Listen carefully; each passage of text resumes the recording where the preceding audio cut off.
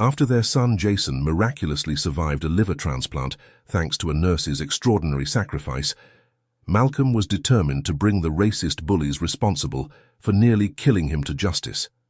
Yet Malcolm, despite his position as a police officer, would soon face a bitter truth. Even with his son having nearly died, the school administration's reluctance to act revealed how deeply money and influence could corrupt justice. The bullies' wealthy parents, wielding their status as major school donors like a shield, seemed untouchable, prepared to protect their sons from any consequences of their brutal actions. Before we dive into part 2 of this incredible story, comment where you're watching from today, and if you like this video, don't forget to subscribe.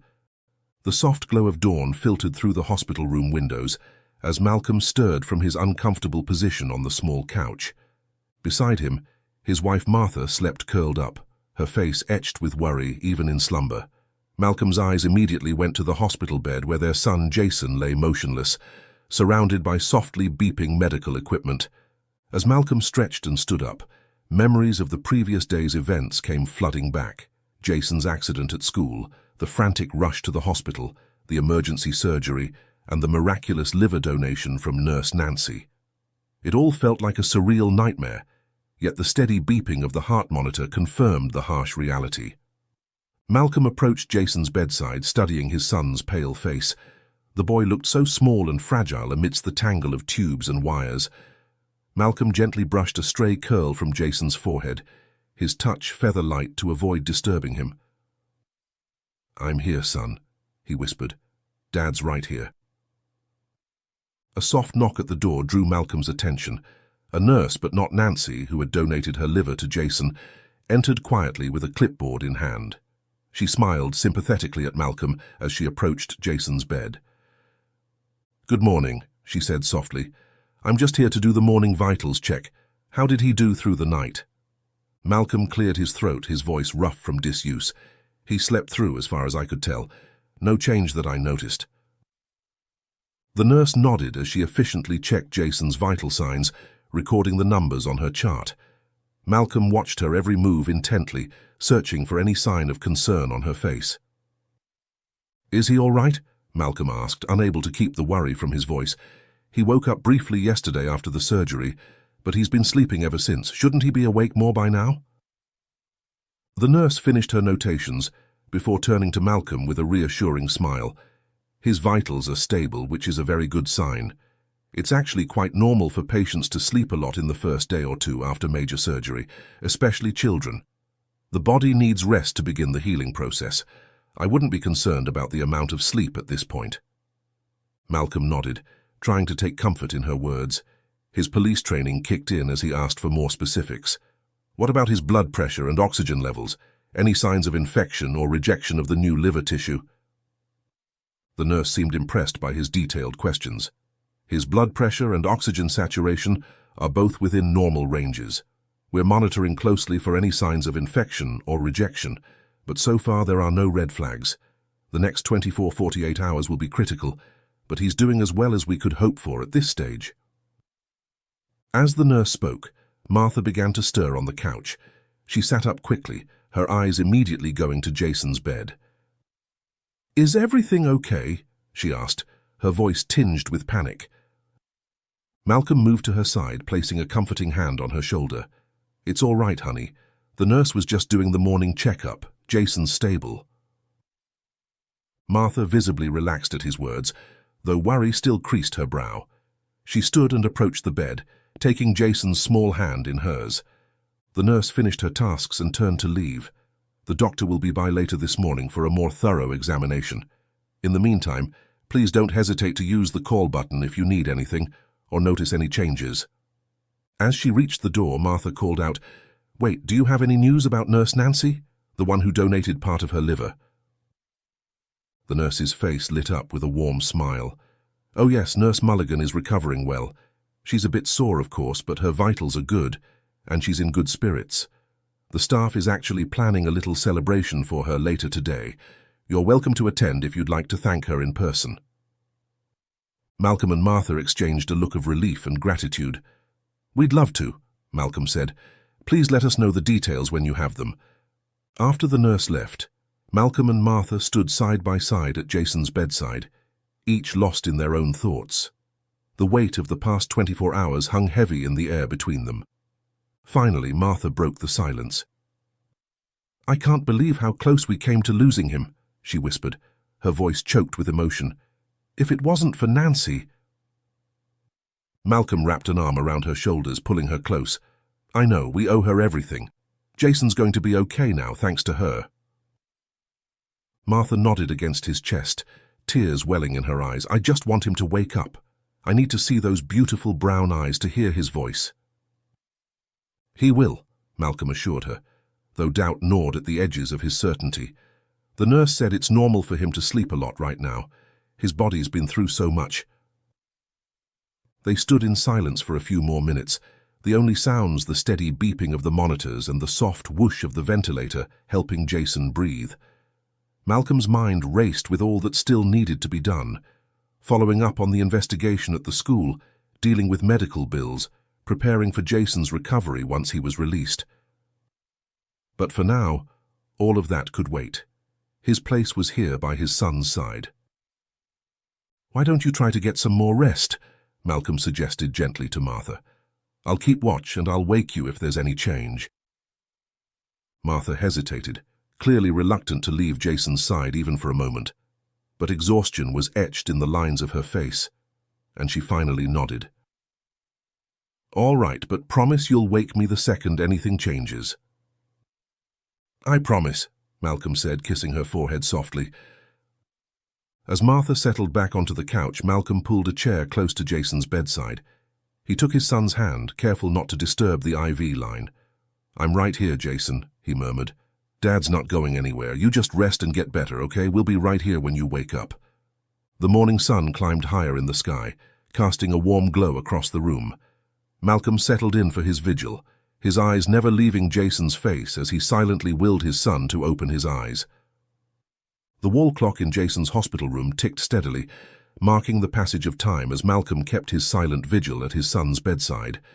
He glanced at the display, surprised to see it was already 10 a.m. The morning had slipped by in a haze of worry and half-formed plans. Malcolm stretched, feeling the stiffness in his muscles from hours of sitting motionless. His stomach growled, reminding him that neither he nor Martha had eaten since yesterday. He looked over at his wife, still sleeping fitfully on the small couch. With a sigh, Malcolm stood and gently shook Martha's shoulder. "Honey," he said softly as she stirred, "I'm going to run down to the cafeteria and grab us some breakfast. Do you want to come with me?" Martha blinked groggily, her eyes immediately going to Jason's still form on the bed. "No," she said, shaking her head. "I don't want to leave him. What if he wakes up and we're not here?" Malcolm understood her reluctance, feeling a similar pull to stay by Jason's side. But he also knew they needed to take care of themselves if they were going to be any help to their son. "How about I go get food for both of us then? You can stay here with Jason." Martha nodded gratefully. "That would be good, thank you." Malcolm gathered his phone and wallet, pausing to brush a gentle kiss on Jason's forehead before heading for the door. "I'll be back soon," he promised. "Call me if there's any change at all." As Malcolm stepped onto the elevator going down, he saw two familiar faces at the lower level, Officer Bradley and Detective Kenner from his precinct. The men were deep in conversation, their expressions serious. "Malcolm," Bradley exclaimed, surprise evident in his voice, "we were just coming to see you. How's Jason doing?" Malcolm ran a hand through his disheveled hair, suddenly acutely aware of his rumpled appearance after a night in the hospital. "He's stable," he said. "Still unconscious, but the doctors say that's normal at this stage. Where are you two headed?" Detective Kenner gestured towards the bank of elevators. "We were actually on our way up to give you an update on the investigation, but if this is a bad time—" Malcolm shook his head. "No, it's fine. I was just heading down to the cafeteria to grab some food for Martha and me. Why don't you join me? We can talk there." The three men made their way to the cafeteria, a heavy silence falling between them. As they walked to where the cafeteria was located, Malcolm's mind raced with questions about the investigation. What had they uncovered about Elam and Edric? Would there be enough evidence to press charges? The cafeteria was bustling with activity, as hospital staff and visitors sought their morning coffee and sustenance. Malcolm led Bradley and Kenna to a quiet corner table, after grabbing a tray with coffee and toast for himself and Martha. As they settled into their seats, Malcolm couldn't contain his impatience any longer. "So, what have you found out?" he asked, leaning forward intently. Bradley and Kenna exchanged a glance before Bradley spoke. "We've made some progress," he began cautiously. "The crime scene unit was able to collect fingerprint and DNA samples from the area where Jason was found. They've confirmed that Elam and Edric's prints were present." Malcolm nodded, unsurprised. "That matches what Jason told us about the bullying. What else?" Kenna took over, his voice low and serious. "We brought the boys and their parents in for questioning early this morning. After some persuasion, the boys admitted to being there on the playground with Jason." Malcolm's hands clenched into fists on the table. "Did they confess to pushing him?" Bradley shook his head. "Not exactly. They're claiming it was an accident, that they were all playing a jumping game and Jason slipped while trying to jump from the bench." "That's bullshit," Malcolm spat, his voice rising in anger. "Jason would never willingly play with those boys. They've been tormenting him for months." "We know," Kenna said soothingly, "but without clear evidence or eyewitness testimony, it's going to be their word against Jason's." Malcolm's mind raced, thinking back to his visit to the school yesterday. What about Mr. de Blaus, the PE teacher? He told me he saw Elam and Edric struggling with Jason and running away from the scene. Bradley nodded. "His statement is helpful, but it doesn't definitively prove that they pushed Jason, and the boys' parents are already pushing back hard, threatening lawsuits if we pursue charges without concrete evidence." Malcolm slumped back in his chair, frustration evident in every line of his body. "So what you're saying is, these kids might get away with nearly killing my son?" Kenna leaned forward, his voice low and urgent. "Not necessarily. Look, Malcolm, I know this is personal for you, but you need to let us handle the investigation by the book. If we rush this or make any missteps, it could jeopardize the whole case." Bradley nodded in agreement. "The best thing you can do right now is focus on Jason's recovery. When he's well enough to give a statement, his testimony could be crucial in building a solid case." Malcolm took a deep breath, trying to rein in his emotions. He knew they were right, but the thought of Elam and Edric walking free while Jason lay in a hospital bed made his blood boil. "What about the school?" he asked, remembering his tense conversation with the principal. "Are they cooperating with the investigation?" Bradley's expression darkened. "That's complicated. The principal seems more concerned with protecting the school's reputation than getting to the truth. And as you told us yesterday, Elam and Edric's parents are major financial donors to the school, which complicates things further." Malcolm's jaw clenched in anger. "So money talks and my son suffers." Kenna held up a placating hand. "We're not giving up, Malcolm. We're going to keep digging, interviewing witnesses, analyzing the evidence. But these cases take time, especially when dealing with minors from influential families." Malcolm nodded, his mind already racing with plans. He knew he couldn't interfere directly with the investigation, but there had to be something he could do to ensure justice for Jason. "What about the other teachers?" he asked suddenly. Jason's homeroom teacher, Ms. Catherine, she seemed genuinely concerned about the bullying situation, and Mr. de Blaus was willing to testify about what he saw. Could their statements help build a stronger case? Bradley's eyes lit up with interest. "That's a good angle. We'll definitely follow up with them. See if they can provide any additional details or corroborate Jason's version of events." As the conversation continued, Malcolm felt a mix of hope and frustration. The investigation was moving forward, but the path to justice seemed fraught with obstacles. He knew he would have to be patient, to trust in the legal process, while also advocating fiercely for his son. When he, followed by Bradley and Kenna, finally made their way back to Jason's room, his arms laden with food for Martha, Malcolm's mind was a whirlwind of plans and strategies. He was determined to see Elam and Edric face consequences for their actions, no matter how long it took or what obstacles stood in his way. As he pushed open the door to Jason's room, he plastered on a reassuring smile for Martha's benefit.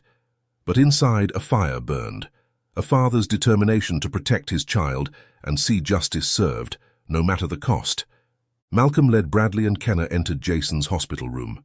The smell of coffee and toast from the tray he carried filled the air, a stark contrast to the sterile hospital environment. Martha looked up from her vigil at Jason's bedside, her eyes red-rimmed from lack of sleep and worry. "Good morning, Officer Bradley, Detective Kenna."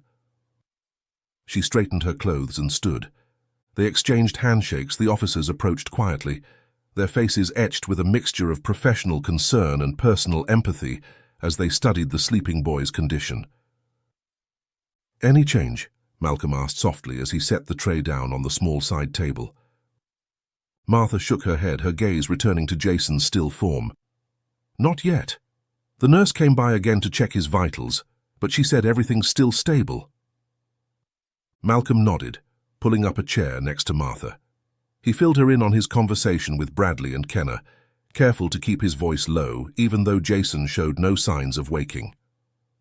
"So what should we do? We can't just let those boys get away with it," Martha whispered fiercely, anger flashing in her tired eyes.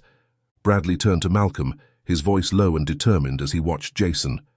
"Malcolm, Martha, I want you to know that I'd do the same if it were my boy in this position. We won't let them have the easy way out. We'll keep fighting for justice." Just as Bradley finished speaking, something unexpected happened. Jason stirred at the sound of Bradley's voice, his eyes slowly fluttering open. Everyone in the room froze, surprised by this sudden development. Martha quickly called for a nurse, her voice trembling with a mixture of excitement and concern. Meanwhile, Bradley and Kenna exchanged light-hearted comments, trying to ease the tension in the room. "Would you look at that?" Bradley said with a small smile. "He's a true cop's kid, waking up at the call of a fellow officer." A nurse hurried into the room, immediately moving to check Jason's vitals. As she examined him, she confirmed his stability and turned to Martha with a reminder. "Mrs. Reed, just to let you know, the celebration for Nurse Nancy will be held at 4 p.m. today. You're welcome to attend if you'd like." Martha nodded gratefully, tears of relief shining in her eyes. "Yes, of course, thank you for the update. We'll be there. We owe her everything." As the nurse exited the room, Malcolm approached Jason's bedside, his voice gentle but filled with emotion. "Hey, buddy, how are you feeling?" Jason blinked slowly, his voice weak as he responded, "Tired. Of laying down. Did I miss school?" Malcolm smiled softly, running a hand through Jason's hair. "Don't worry about that, son. All your teachers know what happened. We're going to make sure Elam and Edric never bully you again." At the mention of the bullies, Jason struggled to sit up. Kenna quickly moved to adjust the bed, raising it slightly to make Jason more comfortable. "Dad," Jason said, his voice stronger now, tinged with urgency, "I need to tell you something about what happened." Malcolm leaned in closer, his heart racing. "What is it, son? You can tell us anything." Jason took a deep breath, wincing slightly at the pain in his abdomen. I tried to use the self-defense moves you taught me when Elam and Edric were bullying me. But when I kicked out at Edric, I lost my balance. That's when I fell." The room fell silent as the impact of Jason's words sank in. Malcolm felt as if the wind had been knocked out of him, the realization that his own advice might have contributed to Jason's accident, hitting him like a physical blow. Bradley and Kenna exchanged concerned glances, recognizing how this new information could complicate their case against the bullies. The simple narrative of victim and aggressors had just become much more complex. As Jason looked around the room, sensing the tension his words had created, he quickly added, "I'm sorry, Dad. I didn't do the moves right. I didn't mean to cause trouble." Malcolm's heart broke at his son's words. He reached out, gently squeezing Jason's hand. "No, Jason, you have nothing to be sorry for. I'm the one who should apologize. I never should have put that kind of pressure on you." The revelation of Jason's role in the incident sent shockwaves through the room.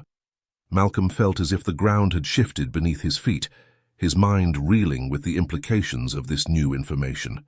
He exchanged a worried glance with Martha, seeing his own conflicted emotions mirrored in her eyes.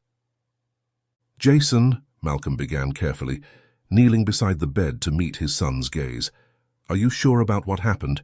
Mr. Deblow said he saw the boys push you. Jason's brow furrowed in confusion. No, Dad. It might have looked that way from far away, but I really did slip while trying to defend myself. I didn't mean to hurt anyone, I swear. The desperation in Jason's voice tore at Malcolm's heart. He could see the fear and guilt warring in his son's eyes, and he realized with a pang of regret how much pressure he had inadvertently put on Jason with his talk of standing up to bullies. It's okay, son, Malcolm said softly, squeezing Jason's hand. You're not in trouble. We just need to understand exactly what happened so we can make sure it doesn't happen again. As Jason clung to his parents, seeking comfort and reassurance, a knock at the door interrupted the emotional moment. Officer Bradley and Detective Kenner stood in the doorway, their expressions grave as they took in the scene before them. Bradley said finally, his voice carefully neutral, "That does complicate things." Malcolm watched the officers' reactions closely. He could see the moment they realized how this new version of events might impact their case against Elam and Edric. Kenner cleared his throat. "Thank you for being honest with us, Jason. That took a lot of courage.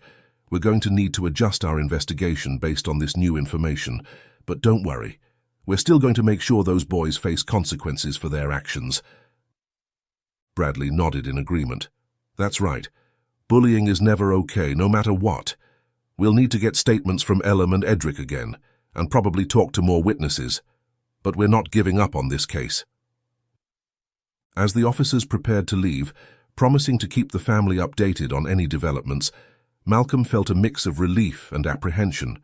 He was grateful for their continued support, but he couldn't shake the fear that this new information might somehow be twisted to Jason's disadvantage. Once they were alone again, Martha turned to Malcolm, her eyes shining with unshed tears. "What do we do now?" she asked softly. Malcolm ran a hand through his hair, his mind racing with possibilities and potential pitfalls. "We keep fighting," he said firmly. "This doesn't change the fact that Elam and Edric have been bullying Jason for months. We push for changes at the school. We make sure those boys get the help they need to change their behavior. And we focus on helping Jason heal, not just physically, but emotionally too." As they discussed their next steps, a gentle knock at the door interrupted their conversation. They looked up to see Miss Catherine standing in the doorway, a stack of colorful cards in her hands. "I hope I'm not interrupting," she said softly. "I just wanted to drop off these get-well cards from Jason's classmates. They're all very worried about him and eager to visit when he's feeling up to it." Malcolm and Martha exchanged a quick glance before inviting Miss Catherine in. As she approached Jason's bed, her face lit up with a warm smile. "Hello, Jason," she said gently. "It's so good to see you awake. How are you feeling?" Jason managed a small smile, though exhaustion was evident in every line of his face. "Tired," he admitted, "but better than before." As they watched Miss Catherine interact with Jason, bringing a spark of normalcy and joy to the sterile hospital room, Malcolm felt a renewed sense of determination. The road ahead might be more complicated than he'd initially thought, but he was more committed than ever to seeing justice done and ensuring Jason's safety and well-being. The truth had brought new challenges, but it had also opened up new possibilities for healing and change. As a family, they would face whatever came next together, stronger and more united than ever before. As Miss Catherine prepared to leave Jason's room, Malcolm caught her eye and gestured towards the door. "Miss Catherine, could I have a word with you outside?" he asked quietly. She nodded, following him into the hallway. Malcolm led her to the nurse's station, where they could speak privately without disturbing Jason's rest. "I wanted to discuss the possibility of Jason's classmates visiting him," Malcolm began. "I think it would do him good to see his friends, but I'm concerned about overwhelming him. What do you think?" Ms. Catherine's face lit up with enthusiasm. "I think that's a wonderful idea, Officer Reed. The children have been so worried about Jason. Seeing him would reassure them and boost Jason's spirits too." Malcolm nodded, relieved by her positive response. "Great. But we need to be careful about how we do this. Jason's still recovering, and we don't want to tire him out or expose him to any potential infections." "Of course," Ms. Catherine agreed. "We could organize small groups." As they discussed the logistics, a nurse approached, overhearing their conversation. "Excuse me," she interjected politely. "I couldn't help but overhear. If you're planning visits for the young patient, I can give you our guidelines." Malcolm turned to her gratefully. "That would be very helpful, thank you." The nurse explained the hospital's policies for pediatric patient visitors. "We allow visits until 4 p.m., with a maximum of 6 visitors at a time for no more than 30 minutes. All visitors must be in good health, and anyone with even mild cold symptoms should stay home. We also ask that noise levels be kept low to avoid disturbing other patients." Malcolm and Ms. Catherine listened attentively, taking mental notes. As the nurse finished her explanation, Malcolm felt a weight lift from his shoulders. Having clear guidelines made the prospect of managing visits feel more manageable. "Thank you," he said to the nurse. "That's very helpful. We'll make sure to follow these rules carefully." As the nurse returned to her duties, Malcolm turned back to Ms. Catherine. There was one more crucial matter he needed to address. "Ms. Catherine," he began, his voice low and serious, "there's something else we need to discuss. About Elam and Edric." Ms. Catherine's expression sobered immediately. "Of course, what about them?" Malcolm took a deep breath, steeling himself. "I need to ask that they not be included in any visits to Jason. Given what's happened, I don't think it would be appropriate or safe for them to be here." Ms. Catherine nodded solemnly. "I completely understand, Officer Reed. To be honest, I don't think they would have volunteered to come anyway. They've been subdued since the incident, and they didn't attend class this morning. But I'll make sure they're not included in any visit groups." Relief washed over Malcolm. He hadn't been sure how Ms. Catherine would react to his request, given the complex dynamics at play in the school. Her immediate understanding and support meant more than he could express. "Thank you," he said sincerely. "I appreciate your understanding and discretion in this matter." As they wrapped up their conversation, making plans for the first group of visitors to come the following day, Malcolm felt a mix of emotions. He was grateful for Ms. Catherine's support and excited for Jason to see his friends. But the spectre of Elam and Edric still loomed large, a reminder of the challenges that lay ahead once Jason returned to school. Malcolm made his way back to Jason's room, his mind already racing with plans. He needed to research anti-bullying measures, to prepare for the fight he knew was coming with the school administration. He was determined to ensure that what happened to Jason would never happen to another child in that school. As he entered the room, he found Martha helping Jason with a small cup of Jell-O, the first solid food he'd been allowed since the surgery. The sight of his son's wan smile as he took a tentative spoonful made Malcolm's heart clench. "How's it taste, buddy?" he asked, forcing cheerfulness into his voice. Jason shrugged slightly. "Okay, I guess, better than nothing." Malcolm settled into the chair by Jason's bed, pulling out his phone. "I've got some good news," he said. "Ms. Catherine is going to arrange for some of your classmates to visit tomorrow. Would you like that?" Jason's eyes lit up for the first time since he'd woken. "Really? That would be awesome." Seeing the spark of excitement in his son's eyes, Malcolm felt a renewed sense of purpose. He settled down on his seat, opened his notes app, ready to start his research on anti-bullying measures. As Martha continued to help Jason with his Jell-O, Malcolm began to type, determined to arm himself with knowledge for the battles ahead.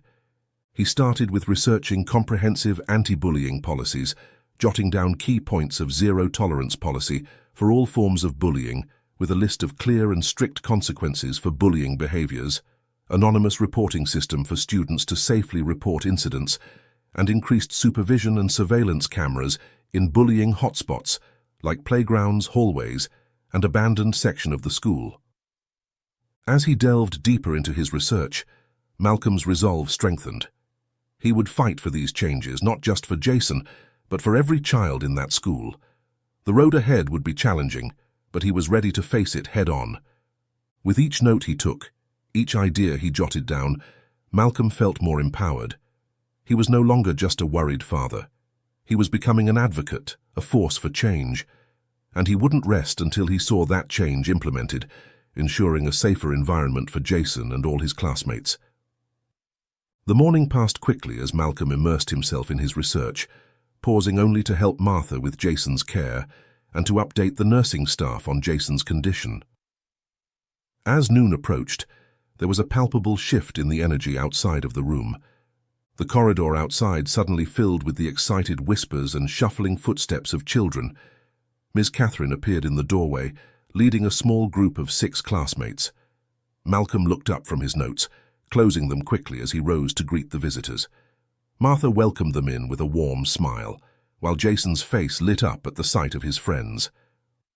The children entered the room hesitantly at first, their eyes wide as they took in the hospital equipment surrounding Jason's bed. But their initial nervousness quickly gave way to excitement as they crowded around, showering Jason with small gifts and words of encouragement. Malcolm watched the scene unfold, a mixture of emotions washing over him. He felt immense relief seeing Jason's face brighten, a stark contrast to the pain and confusion that had clouded his features since the accident. At the same time, he couldn't help but scan the group, silently grateful that Elam and Edric weren't among them. One girl in particular, which Ms. Catherine referred to her name, Maya, stepped forward with a special gift. She presented Jason with a notebook filled with missed schoolwork and class notes. "I copied everything for you," she said shyly, "so you won't fall behind." The other children playfully teased Jason about Maya's thoughtful gesture, causing a faint blush to color his cheeks. Malcolm and Martha exchanged a knowing glance, smiling at this glimpse of normal childhood amidst the sterile hospital setting. As the children chatted animatedly with Jason, Malcolm pulled Ms. Catherine aside. "Thank you for arranging this," he said quietly. "It means a lot to see him smiling again." Ms. Catherine nodded, her eyes warm with understanding. "Of course, these 6 were the ones whose parents could provide quick consent. I can bring more students tomorrow if Jason's up for it." Malcolm agreed, grateful for her support and understanding of the healing power of friendship. The room buzzed with cheerful conversation and laughter as Jason opened his gifts one by one, his friends eagerly watching his reactions. However, the heartwarming scene was abruptly shattered as Malcolm glanced towards the door. His body tensed as he spotted an unwelcome sight in the hallway. Elam and Edric were approaching, accompanied by their well-dressed parents. Malcolm's jaw clenched as he watched them draw nearer. Ms. Catherine's surprise mirrored his own tension as she noticed the unexpected arrivals. Without a word to the others, Malcolm stepped into the corridor, determined to intercept the unwanted guests before they could enter Jason's room. He felt the weight of his badge and the responsibility it carried. He knew he needed to navigate this situation carefully, balancing his role as a police officer with his instincts as a protective father. Malcolm stood in the hospital corridor, his body tense as he faced Elam and Edric's parents. The couple introduced themselves as Nona and Anton, with polite smiles that didn't quite reach their eyes, each holding gift bags presumably meant for Jason. "Officer Reed," Nona began, her voice smooth and diplomatic, "we thought it would be good for the boys to visit Jason. Perhaps we can put this unfortunate incident behind us and let the children reconcile on their own." Malcolm felt his jaw clench at her words. "Unfortunate incident? Reconcile on their own?" he repeated, struggling to keep his voice level. "My son almost died." Anton stepped forward, his tone placating. "We understand it was serious, but surely you can see the benefit of the boys making amends. Elam and Edric picked out these gifts themselves. They want to apologize to Jason." Malcolm took a deep breath, forcing himself to remain calm. "I appreciate the gesture," he said, though his tone suggested otherwise. "But Jason has just woken up from a major operation. He's not ready for this kind of visit." Nona's smile faltered slightly. "Officer Reed, I'm sure you can understand that prolonged conflict between children, their age can be detrimental. They play roughly sometimes and accidents happen. That shouldn't be a reason for enmity." "Please, Officer Reed, we just want to say hi and apologize to Jason," Elam said, and Edric nodded beside him. Malcolm felt his anger rising at the parents' dismissive attitude, but he pushed it down when he saw the boys seemed sincere. "I need to speak with Jason first," he said firmly. "Wait here." He turned and walked back into Jason's room, closing the door behind him. Jason looked up, his eyes wide with fear as he caught a glimpse of Ellum and Edric through the door before it shut. "Dad," Jason's voice trembled slightly, "are they here to see me?" Malcolm knelt beside the bed, his voice gentle. "They want to apologize and give you some gifts, but you don't have to see them if you don't want to, Jason. It's completely up to you." Jason was quiet for a moment, his brow furrowed in thought. Finally he spoke, his voice small but determined. "I'll see them. I want to be brave." Malcolm felt a surge of pride mixed with concern. "You're already brave, son. You don't have to prove anything." But Jason shook his head. "I want to do this, Dad. I'll be okay." Reluctantly, Malcolm nodded and went to the door. He beckoned Ellum, Edric, and their parents inside, his eyes never leaving the two boys as they entered. The atmosphere in the room immediately tensed. Jason's other classmates instinctively moved away from Ellum and Edric, creating a visible divide. The nurse from the nearby station appeared in the doorway, reminding Ms. Catherine of the 6-visitor limit. With a nod of understanding, Ms. Catherine ushered the other students out, saying that they would be waiting at the cafeteria for a 15-minute snack break, promising Jason they'd visit again soon. Ellum and Edric approached Jason's bed, their parents hovering behind them. They mumbled apologies, their eyes downcast, and presented their gifts, a box of chocolates and a wrapped gift. "We're really sorry, Jason," Ellum said, his voice barely audible. "We never meant for you to get hurt so bad." As the boys continued their awkward attempts at conversation, Malcolm watched closely. Everything. The boys' interaction seemed sincere enough, but he wasn't sure if he could trust them yet. Before he could dwell on it further, Anton cleared his throat. "Mr. and Mrs. Reed, perhaps we could step outside for a moment. I think it would be good for the boys to have a chance to talk privately." Malcolm hesitated, reluctant to leave Jason alone with Ellum and Edric, but Martha nodded, placing a hand on his arm. "It's okay," she whispered. "Let's give them a few minutes." With a final glance at Jason and the boys, Malcolm allowed himself to be led outside the room. "It's just outside at the corridor," Nona added, gesturing towards the other end of the floor. "The boy won't do anything harm." Malcolm hesitated, his protective instincts warring with his curiosity about what the other parents wanted to discuss. He knew they likely wanted to talk about resolving the matter privately, without involving the authorities further. After a moment's consideration, he nodded. "All right, but let's make it quick. I don't want to leave Jason for too long." Malcolm joined the others as they made their way outside, just outside Jason's room, where Malcolm and Martha could still see inside through the open door. They settled at a quiet corner, the tension palpable between them. Anton was the first to speak, his voice low and serious. "Officer Reed, we believe there's a way to resolve this situation that benefits everyone involved. Our boys understand the gravity of their actions now. They're more scared of Jason and you than ever before." Malcolm's jaw tightened. "With all due respect, Mr. Anton, what happened was more than just a schoolyard scuffle. Jason nearly died. He needed a liver transplant and was only saved through the sacrifice of a nurse at this very hospital." Nona leaned forward, her expression sympathetic but determined. "We understand the seriousness of the situation. That's why we're prepared to cover all of Jason's medical expenses, every last cent." The implication was clear, in exchange for dropping any formal charges. Malcolm felt a surge of anger at the attempt to buy their way out of the consequences. "While I appreciate the offer," Malcolm said, his voice tight with controlled emotion, "I'm concerned that it won't teach the children anything. There need to be real consequences for their actions." Anton's face hardened. "Are you saying you want our boys expelled from school?" Malcolm met his gaze steadily.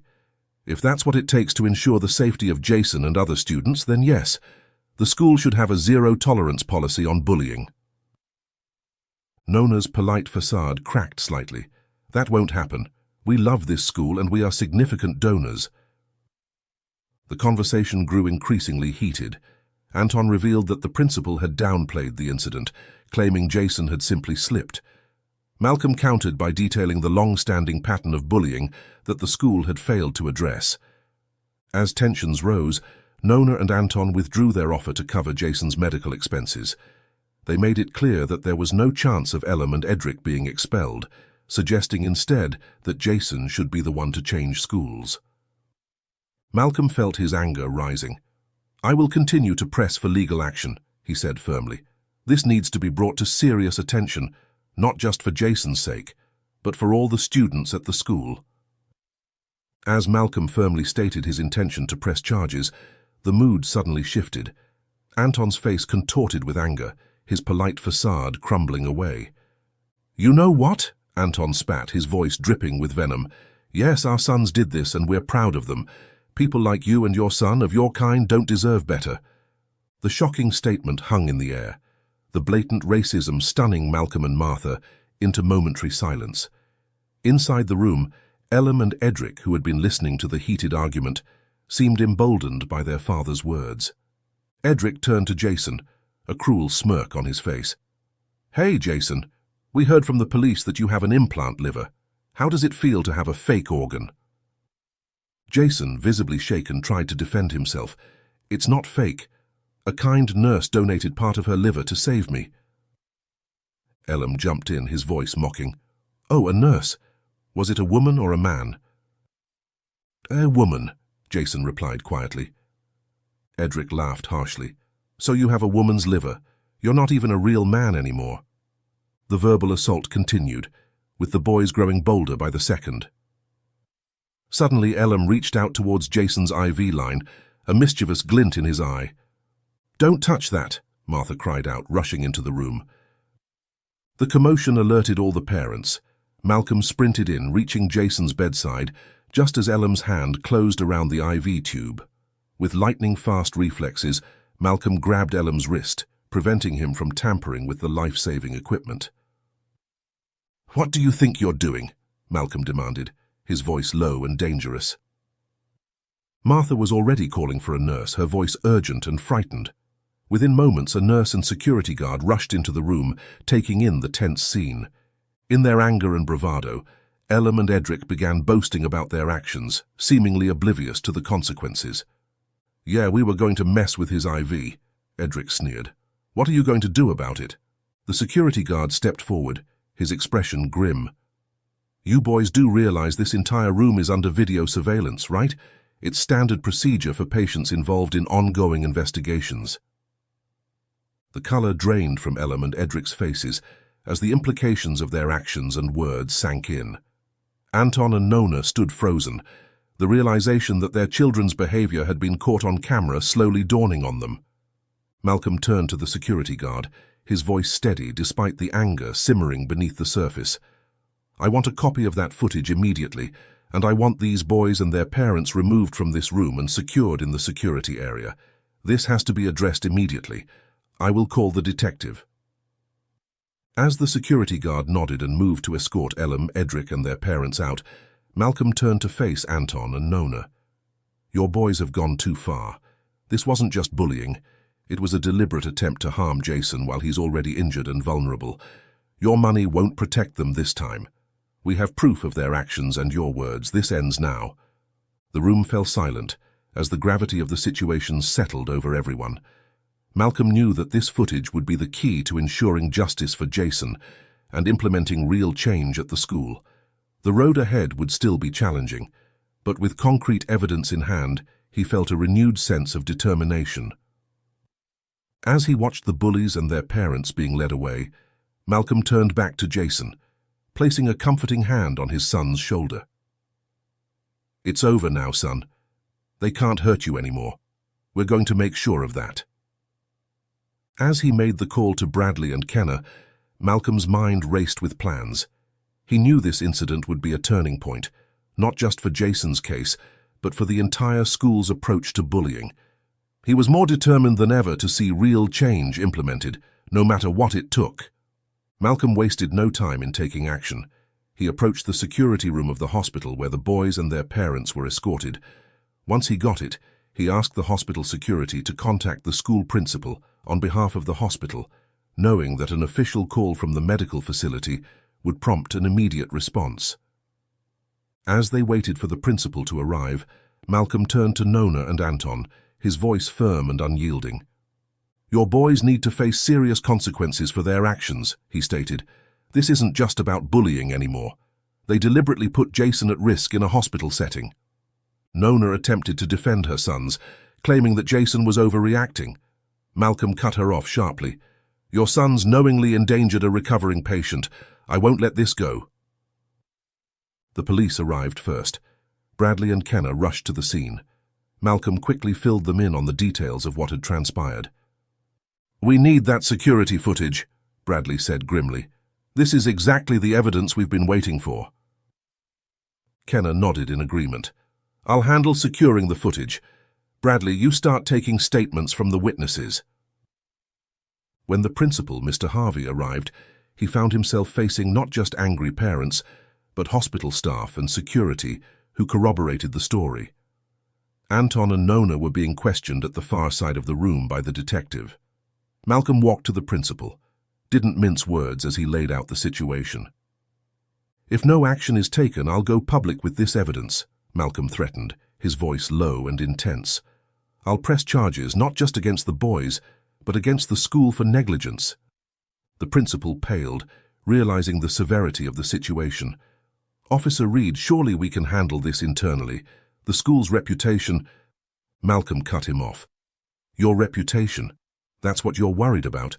My son almost died because of what happened at your school, and now he's been traumatized again in the hospital. This stopped being an internal matter the moment Jason was assaulted on your watch." Bradley stepped forward, his presence adding weight to Malcolm's words. "Principal Harvey, this is now an official police matter. We have evidence of not only bullying, but attempted assault in a hospital setting, as well as racial discrimination. Faced with the threat of public exposure, potential legal action, and now police involvement, the principal finally seemed to grasp the gravity of the situation. Under pressure, he made the decision to expel Elam and Edric on the spot." As Kenna returned with the secured footage, he addressed Anton and Nona. "We'll need you and your sons to come down to the station to give formal statements." Anton's face contorted with anger. "This is ridiculous. You can't—" "We can and we will," Kenna interrupted firmly. "This is no longer a school matter. It's a criminal investigation." Nona and Anton, realizing their influence was no longer enough to protect their sons, angrily withdrew their financial support from the school. As they prepared to leave, Anton turned to Malcolm with a parting threat. "This isn't over, Reed. We'll see you in court." Malcolm stood his ground. "I look forward to it, and I still intend to press charges. You'll be hearing from our lawyer about covering Jason's medical expenses." As the officers prepared to escort Elam, Edric and their parents to the police station, Malcolm called Martha, who was still in the room with Jason. "I'm going to follow them to the station. Will you be okay here with Jason?" Martha replied, "Go, do what you need to do. Jason and I will be fine." As Elam and Edric's family were escorted by the police, Malcolm turned to the principal, seizing the moment to push for broader changes. He presented his research on anti-bullying measures, transforming a moment of crisis into an opportunity for systemic change. "These policies need to be implemented immediately," Malcolm insisted. "Zero tolerance for bullying, clear consequences, anonymous reporting systems, increased supervision in problem areas. We need to ensure this never happens to another child." The principal, still reeling from the confrontation, nodded in agreement. "Yes, of course. We'll start working on these changes right away." Miss Catherine and Mr. Diblos, who had arrived during the commotion, stepped forward to offer their support.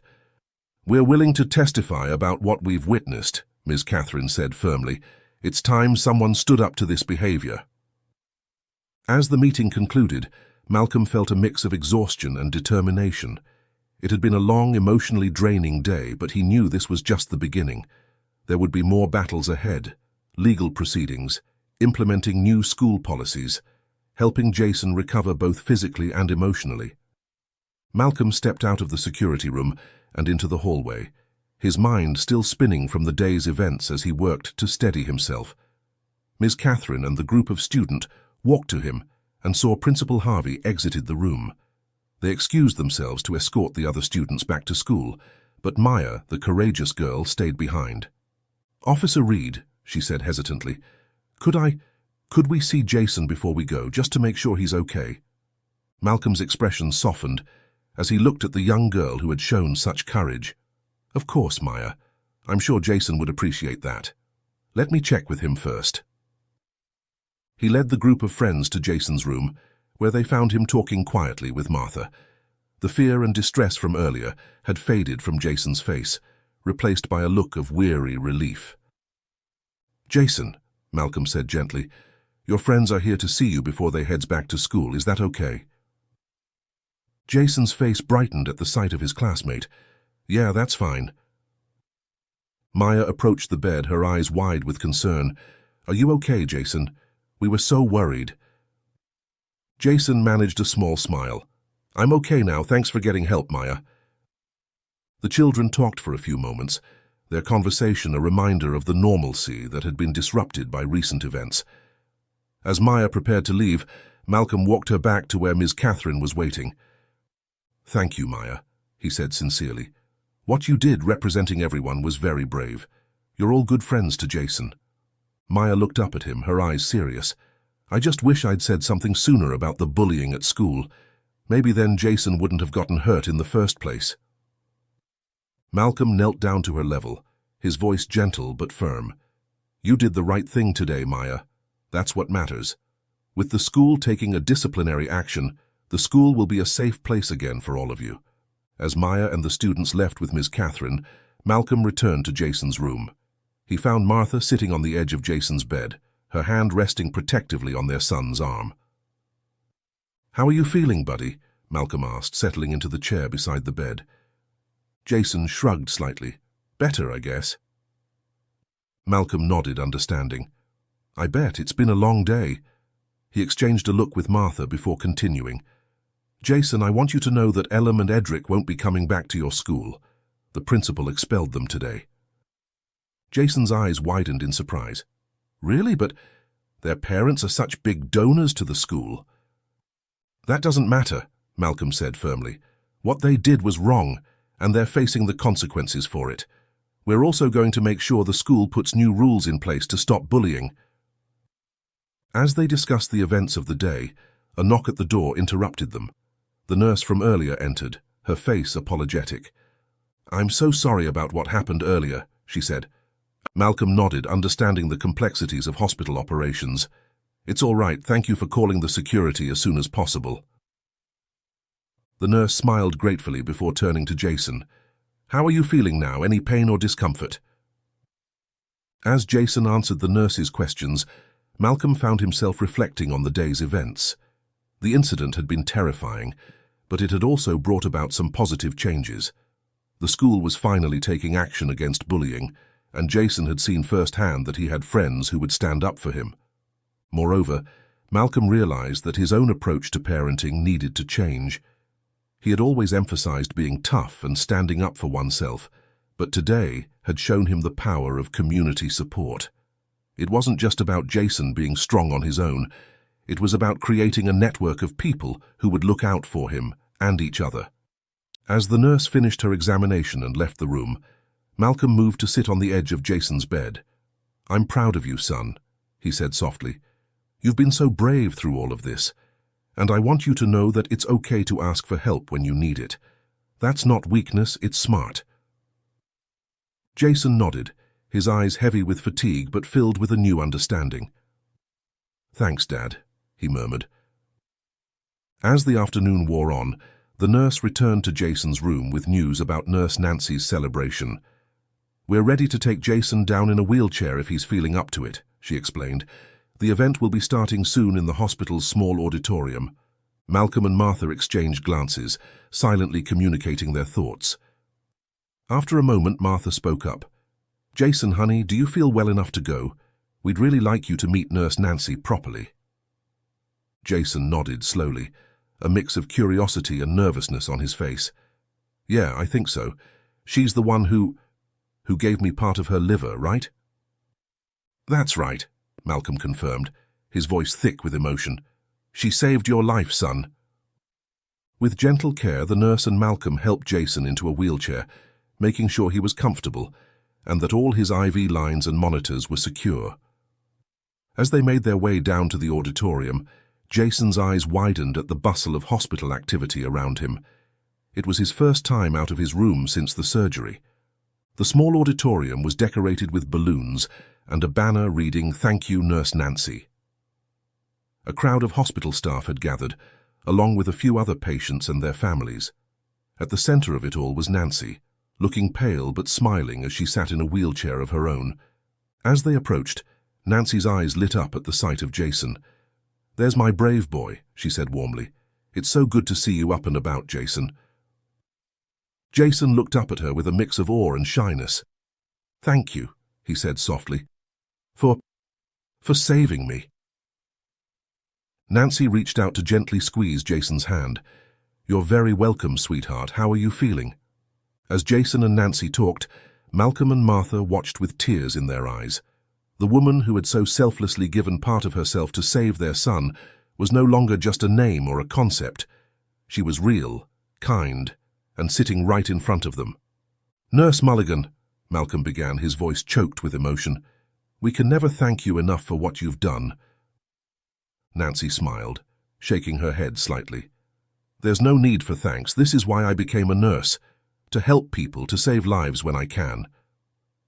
As the celebration continued around them, with speeches from hospital administrators and heartfelt thanks from other staff members, Malcolm found himself reflecting on the journey that had brought them to this moment. The fear and anger that had consumed him in the wake of Jason's accident seemed to have transformed into something else. A deep gratitude for the kindness of strangers, a renewed faith in humanity. He thought about the challenges that still lay ahead, Jason's continued recovery, the legal battles with Elam and Edric's families, the fight for change in the school system. But somehow, standing here in this circle of gratitude, those challenges seemed less daunting.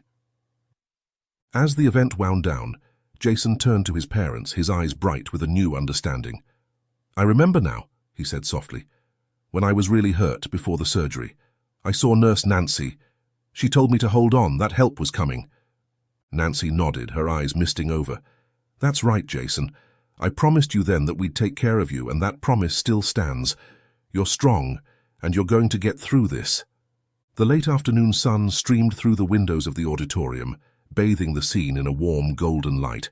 It seemed to Malcolm a perfect representation of the moment, the darkness of recent events giving way to the promise of a brighter future. As they prepared to return to Jason's room, Malcolm knew that their journey was far from over. There would be more obstacles to overcome, more battles to fight. But he also knew that they wouldn't be facing those challenges alone. They had a community behind them now. From the brave classmates like Maya who stood up against bullying, to the dedicated hospital staff who had saved Jason's life, to the incredible Nancy who had given so much of herself. The road ahead might be long, but as Malcolm looked at his son's face, now filled with hope rather than fear, he felt ready to face whatever came next. They would heal, they would grow, and they would work to create a world where kindness and courage triumphed over cruelty and indifference.